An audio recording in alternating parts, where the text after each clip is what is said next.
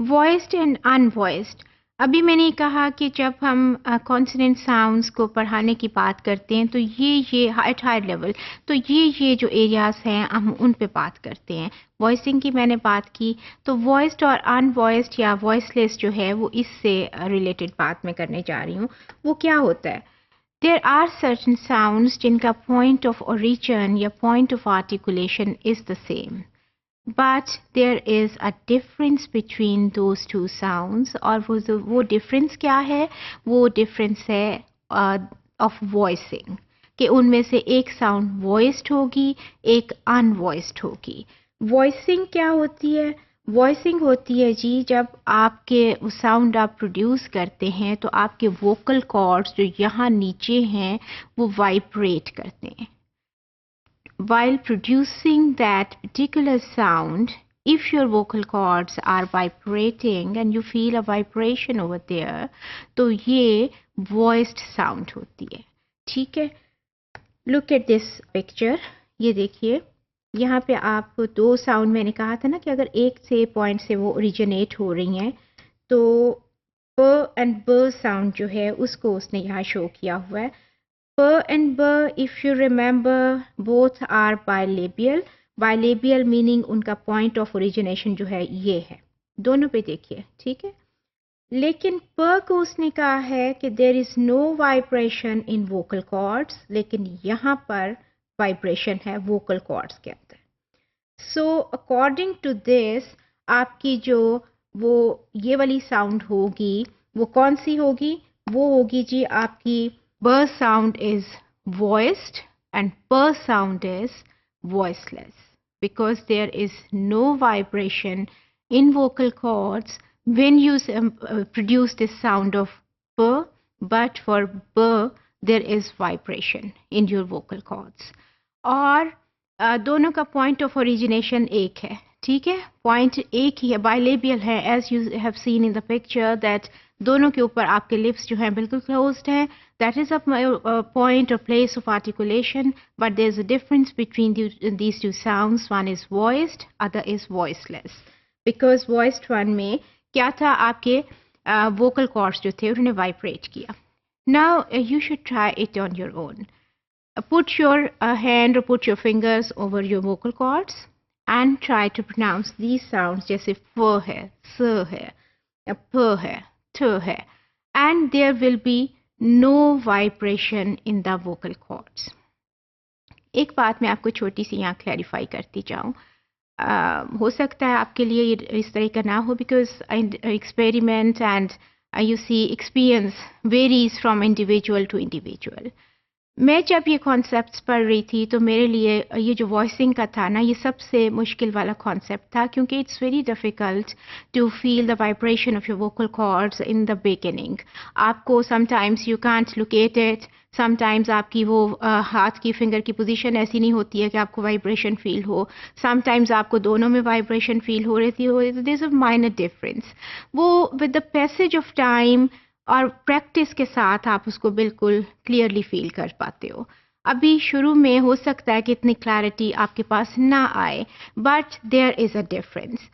So put your hand over there on the vocal cords and try to feel the vibration। आप ये वाले लफ्ज़ बोलिए, ये वाली साउंड्स प्रोनाउंस कीजिए तो आपको अंदाज़ा होगा कि वाइब्रेशन होती है या नहीं होती। फ में, स में, ट में नहीं है। So क्या है ये वॉइसलेस है। On the other hand, अगर आप व, ज, ब ये जो आप प्रोड्यूस करेंगे थोड़े से, वैसे भी आप देखिए ये भारी होते हैं, है ना? प की निस्बत ब जो है वो थोड़ी सी हैवी साउंड है, तो आपको क्या फील होगा? वहाँ पे वाइब्रेशन फील होगी। वो क्यों हैवी होती है? Due to that vibration. So these sounds are known as voiced sounds. Now आपकी ये वाली जो है मैंने बिल्कुल क्लियरली बताया कि when you feel the vibration that is voiced, और जब वाइब्रेशन नहीं है तो वो वॉइसलेस है। Now look at this chart. इसमें आप देखिए एक तरफ अनवॉइस्ड हैं ये, जिनमें आपके पास कोई वाइब्रेशन नहीं है आपके वोकल कॉर्ड्स पे, और दूसरी तरफ वॉइस्ड हैं जिसमें you will feel vibration in your vocal cords. तो ये साउंड्स की आप देखें लिस्ट है, और I have told you before also, when some alphabet is given within slashes, तो वो या विद इन ब्रैकेट्स, तो वो अल्फाबेट नहीं होता बल्कि वो साउंड होती है. सो आप देखिए फ है, ये क है, ये प स ठ च स श, जैसे कि प्रेशर में है, तो ये सारी कौन सी हैं, ये अनवॉइस्ड हैं.